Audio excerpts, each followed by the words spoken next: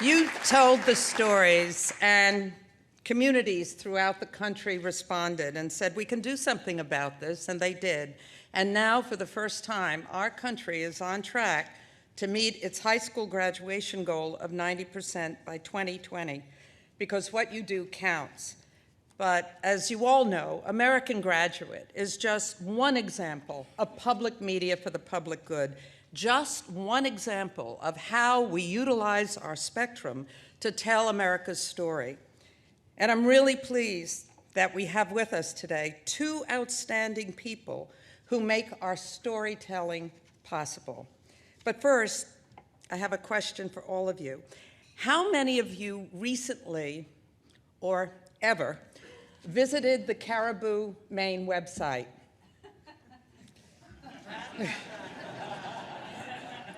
Very few. Okay. We have three in the front.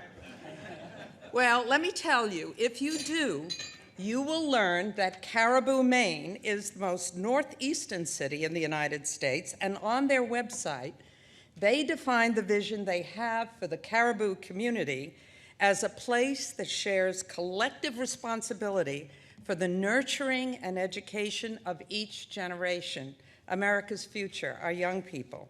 So when I tell you that Senator Susan Collins was born and raised in Caribou, Maine, you can understand that her commitment on behalf of education and children really began early on.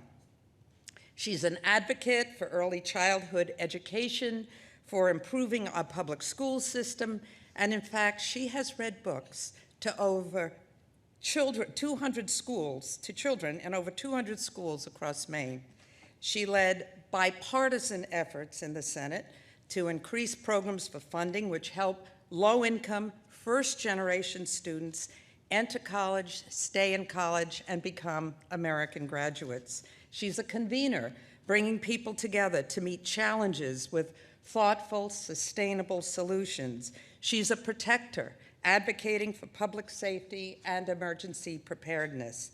And consistent with everything she stands for, since her election in 1996 to the U.S. Senate, she has been a lead supporter of funding for public broadcasting.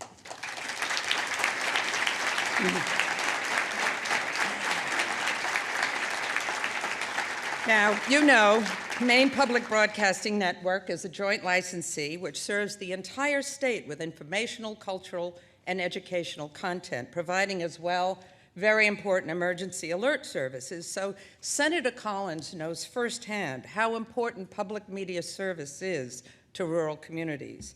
The senator is a respected leader, and I, of course, know that leadership is gender neutral. However, it is great to see how this accomplished woman has chosen to utilize her power and her leadership in ways that benefit both the citizens of Maine and all Americans.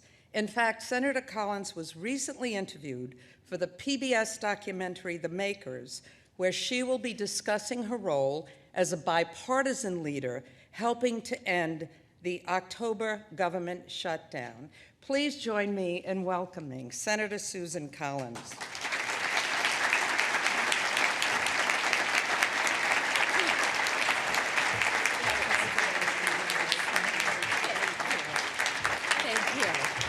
Thank you. I'm going to present this to you now. Okay. Thank you. This is for you. Thank you. Thank you so much. Thank you. Thank you. Thank you. Thank you. I think you can tell we really appreciate your leadership on so many levels. It's so important to our country. And I'm proud to say I've known you ever since you arrived in the Senate. And now I have a great honor on behalf of the Corporation for Public Broadcasting and America's public media stations to present you with the CPB 2014 Thought Leader Award. You're a thoughtful leader, Senator Collins. Thank you. That is beautiful. I'm going to take it and put it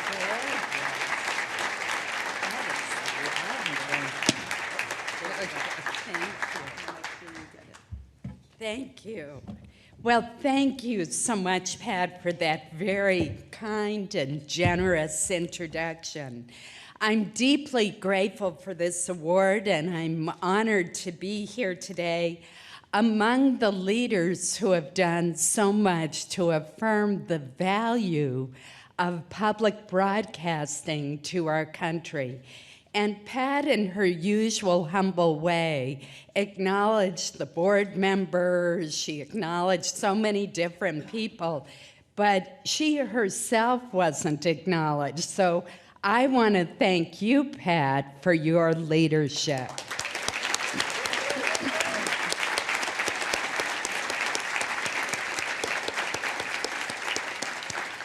And Mark, I want to tell you how impressed I am that you have been on the Caribou, Maine website. That's very important, but we won't talk about that last game.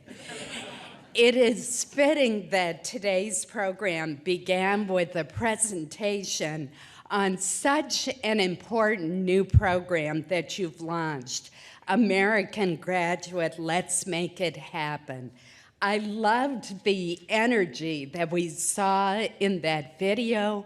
I also thought that the grassroots involvement is absolutely key to success, because the answer in New York City is not necessarily going to be the same answer for Caribou, Maine. There is, however, one common element, and that is parental involvement. And it was great to see the parents speaking out as you brought together and convened those town hall meetings. As I was preparing today to talk about the importance of public broadcasting in my home state of Maine, so many ideas and memories came instantly to mind. As I well remember when ETV, as we used to call it, you have to be of a certain age to remember that, as we used to call it back then, became available in my hometown of Caribou. That gave us a total of 3 television stations, counting the one from Canada. I thought about all of the children over the years who developed a love of learning through their visits to Sesame Street, learned important lessons about friendship from Barney, or were soothed by Mr. Rogers' Neighborhood. I thought about how Nova expands our horizons, how Wait, Wait, Don't Tell Me engages us on Saturday mornings when we're running errands and going to the grocery store, and how Car Talk tells us what that funny noise from under the hood might be, and how there's always a dispute about whether it's related to the color of the car. From Morning Edition to the News Hour, we are kept informed by public broadcasting, not to mention entertained by Downton Abbey. And I did miss the finale last night, so don't anyone tell me what happened. And one of my favorites, Prairie Home Companion. But from my perspective, it is the local programming that is particularly crucial. In thinking about this aspect, I realized that a great example was literally staring me right in the face.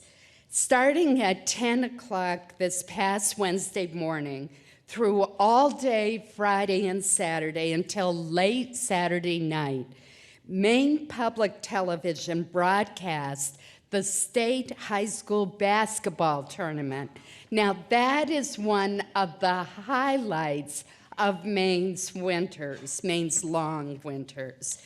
That's 38 games featuring teams, both boys and girls, from Maine's largest high schools to our smallest. So just imagine the thrill that these student athletes experience playing on a stage that covers the entire length and breadth of our state, and the inspiration that that provides to younger students.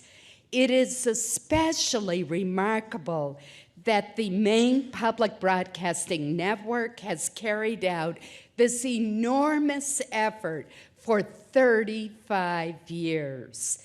It perhaps also tells you something about how important basketball is to the state of Maine. This is just one example, however, of the great local programming that MPBN provides. Maine Capital Connection is another. Through television and live streaming, this endeavor provides public access to sessions of the Maine legislature, committee hearings, press conferences, and debates. It truly helps to connect citizens of Maine to their state government, keeping them even better informed about the issues of our times. And of course, I know Mark is particularly proud of the call-in show, Maine Calling, that all of us who are in public life are on periodically, and we take unvetted questions from people calling in from all over our state. And of course, public broadcasting is renowned for its extraordinary documentaries. Ken Burns, nearly a quarter of a century ago, electrified our nation with his documentary, The Civil War. And I'm honored to be here today with that remarkable filmmaker. Now, I will point out that Ken lives not in LA or New York, but New Hampshire. That's almost as good as living in Maine. I would note that MPBN has now picked up the mantle of honoring heroism and recognizing the heartbreak of war with a powerful film called A Matter of Duty. The stories of Maine service members who served in wars from Vietnam to Iraq and Afghanistan, and who now face the challenges of post-traumatic stress syndrome, are told with candor and compassion. And I remember particularly the interview with a sheriff, a deputy sheriff, or the sheriff, I think it was, in Maine. It was so poignant, and he was so forthright about his own experience. Thanks to Maine Public Broadcasting Network, these veteran stories will never be forgotten. Public broadcasting also plays an essential role as part of our nation's emergency alert system. Pat mentioned this, and having chaired and then served as ranking member of the Homeland Security Committee for more than a decade, emergency preparedness is a special interest of mine. After the winter that we've been experiencing in Maine, in the Midwest, and even here in Washington, D.C., I doubt that anyone questions the value of accurate and constantly updated weather forecasts and alerts. In Maine, the marine forecasts are just a click away on the MPBN website. That is critical to the men and women who work at sea in my state.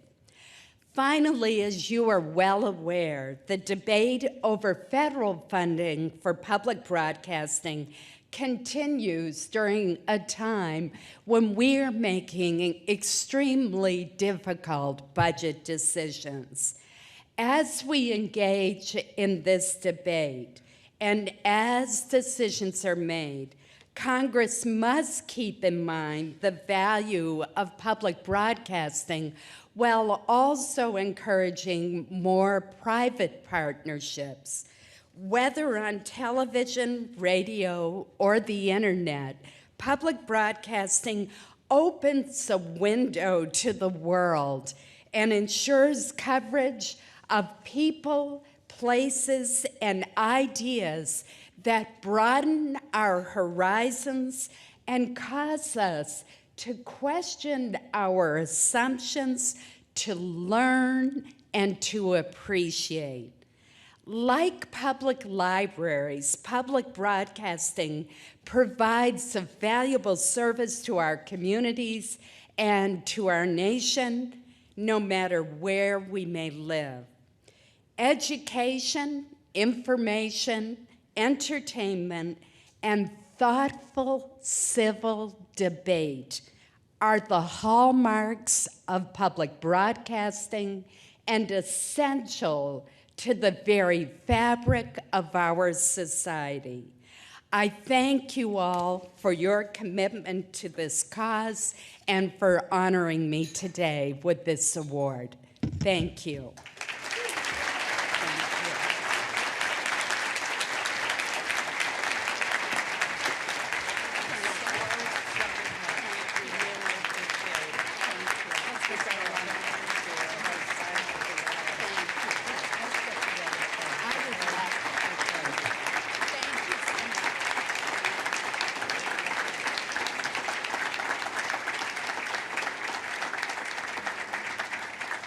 We're very appreciative of the Senator's words, and I think thoughtful and civil really sums up her leadership. Enjoy your lunch.